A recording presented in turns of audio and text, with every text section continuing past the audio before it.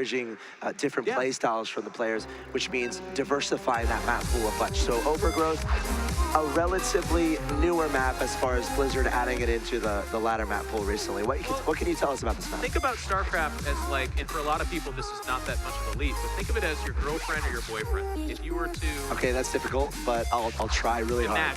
Use your imagination. If you were to play or wear the same clothes all the time, it would be really boring eventually, and probably dirty. And then there's hygiene issues, of course, as well. Yes. You always think about health. But by changing it up all the time, you're keeping it fresh, you're keeping it new. You can get really old, and you can still wear those skin-tight, boot-cut jeans, and then all of a sudden you're still really old and looking weird, but new, you know, and clean, and most importantly, not starting rashes from hygiene issues. Isn't that right, and to bring that back to the ladder point there, or the new maps, it's important to maybe change it up a little bit. At least Blizzard thinks, which I think is just fine. But here we are on Overgrowth. Who's that in the top right, Mr. In Control? Okay, I'll do the player introductions. We'll save Axetas's voice and see if he can make it into halfway through the day. We'll see. The top right-hand side, leading 1-0 in this best of 3. Wearing the blue, it's Evil Genius's Jaedong.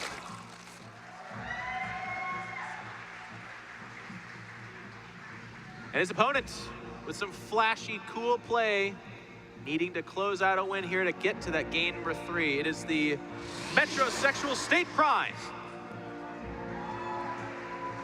People not super sure how to cheer for that one, if I was making one. I'm not. Yesterday I said, State, you're looking very metrosexual, and he thanked me.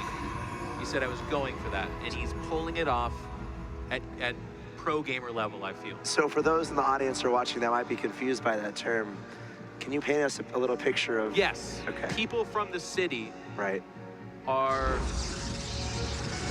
very fashionable and not as rugged.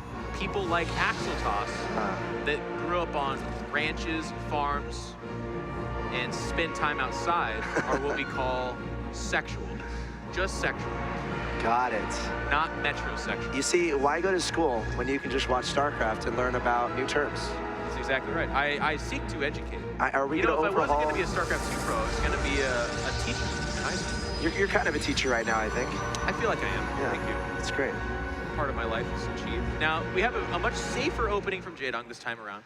Obviously, last game, it wasn't the opening that we looked to see why he fell behind earlier on, but here we are with him saying, I don't know if I do the same thing against this guy. He might try to jump all over us. So he's going to go with the more traditional 15 spawning pool, 15 hash. This is the safe of safe builds reserved. And on the flip side, 1 gas, probably expand coming out from our Protoss player State. Yeah, the Nexus going down. So he's scouting with his probe at the same exact time.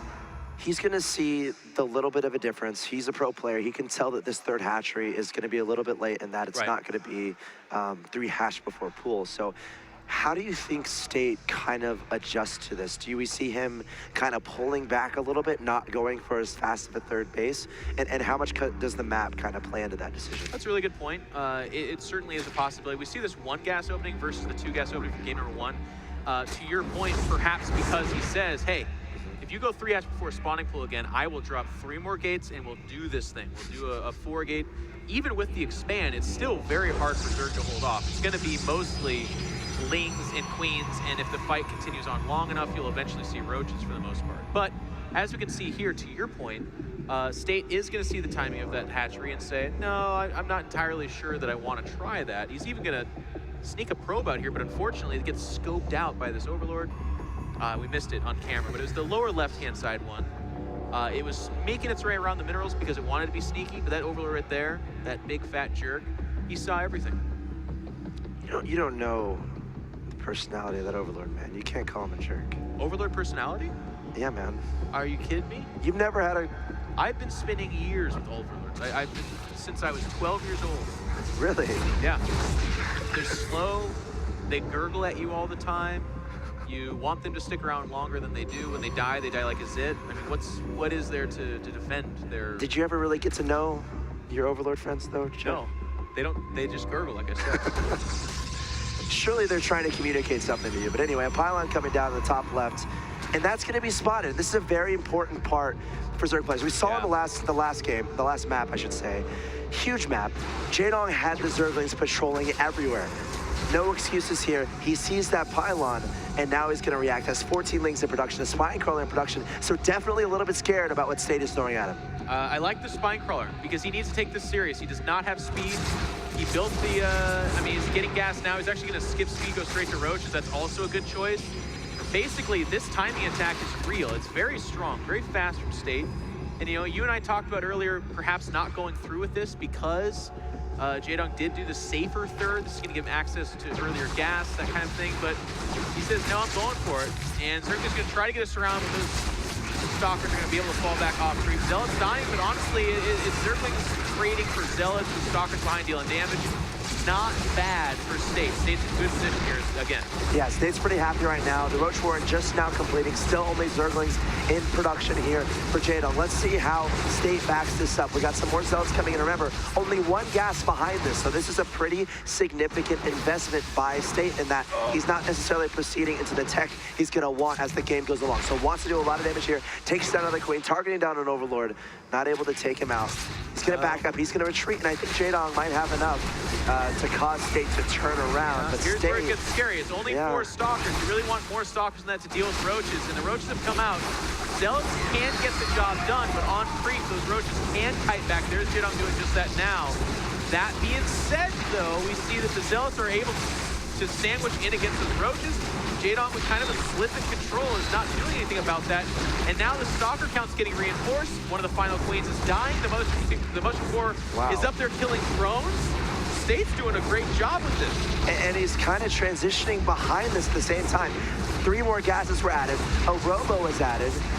He's still making probes. He might even try to get a third during this. Like, State is in a really good position, pressuring the heck out of Jaedong's third base. Jaedong wondering what he can do, trying to make as many units as possible. But these units are not drones for Jaedong. So, and with that transition behind this, I mean, you point out something very important. If he's able to get this third, does State, and it looks like he might not.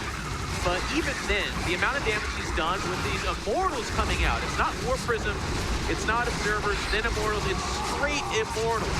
You need to have answers to that. Things like huge amounts of Roaches or Hydras or huge amounts of Speed Links, but all of which Jaedong does not really have access to because, as you said, it's not drones coming out. It's more units just trying to survive. State is carving out for himself a fantastic position. So he's definitely going for a 2-base. I hate to say the word all in after this very aggressive move where he's going to stop making probes, stopping at 46, 2-base full saturation, powering out Immortals, and we're going to see him march across the map with these guys. And again, we're in a situation where Jaedong would love to have 3 bases full of drones, but he's been having to deal with this aggression. He's been having to mix and match, remake drones, remake units, trying to guess what the heck State is doing. And now we're in a position where State can do a very powerful push here, and Jaedong is going to have a beautiful is a word for defense. it, but honestly, it's going to be doomsday. I mean, if you look, Jaedong's saying, okay, I guess I go with Roach Speed because it's obviously too late to start to go Hydraless. There's no way he would ever have access to a meaningful number of that. And even then, I mean, look at this. It's 3 Immortals with, I believe, a 4th. No, it's not going to be a 4th, or is there a 4th up there? No, it's 3 Immortals. With 3 Immortals, pack a punch. They're super powerful. War Prism coming out behind us just to make sure he has access to that. And to make matters worse, Jaedong going to get caught here with these slow Roaches. He needs to try to tuck tail and run, but it might not be enough. Every unit is so important here for Jaedong. He knows what's going on at this point. He's throwing down 2 Spine Crawlers, making nothing but Roaches and Lings. He doesn't have Circling Speed, which is going to make this very difficult to defend. These Roaches might get trapped. Yeah, it's a foregone conclusion. They're trapped. He's going to get a couple sentries for his effort, and he's buying time, which is as close as I can get turning this crown upside down. For the most part, that was 9 or so Roaches dead for 3 Force Fields, 2 sentries, which is, you know, okay, but as you said, every unit counts. It's Jaedong that's behind the units right now. It's Jaedong, they can't afford to be losing units. Every single unit has to go do something super important. Jaedong just trying to buy time at this point, but this army from State is just not getting any smaller. warping in so many units behind this. He has a bunch of gateways down behind this, so he's able to do that. And now just trying to choose a path to crush it's interesting. I was going to say, I really like the attack angle he was coming at it. It's so narrowed, and the hatch kind of helps block space. So I understand what State's doing. He wants to keep Jaedong moving so that, you know, he can make a mistake. The spine crawlers don't get rooted in time. You know, there's more wide open space here. I don't know, but honestly, I thought he had a great angle, and this one's actually worse. We're gonna see if that's right or not. Sentry's kind of at the front. Force Field's pushing him back, though. Spine crawlers disintegrate, and now Roaches are sitting behind Force Field. Here comes the counterattack. They're trying to do something, but they're just picking up the. He's not even actually picking up the Immortals. He doesn't need to. State's just powering through this. A good attempt at a surround there from Jaedong, but it's a situation where you're surrounding Immortals with Roaches. You're getting that surface area, but these units are just so powerful. The 3 Immortals still very much alive. Kill counts 9, 8, and 7. They are the MVP of this push. But Jaedong is holding his own. He's still powering out a bunch of Lynx, powering out a bunch of Roaches. Does he have enough to shove this away? Well, if he's got a surge, it's going to be right now. But as you said, those Immortals staying alive, even using the Warp Prism to preserve the life of one targeted down Immortal. Fantastic control from State. And in the midst of that, let's not forget, a lot of the drones were pulled to try to survive that. That's going to take the wind out of the sails of Jaedong's ability to mine. His transfer drones were just made to his natural to try to bump that production back up again. But with 3 Immortals still standing, every Roach that comes out is coming out into a very dangerous world.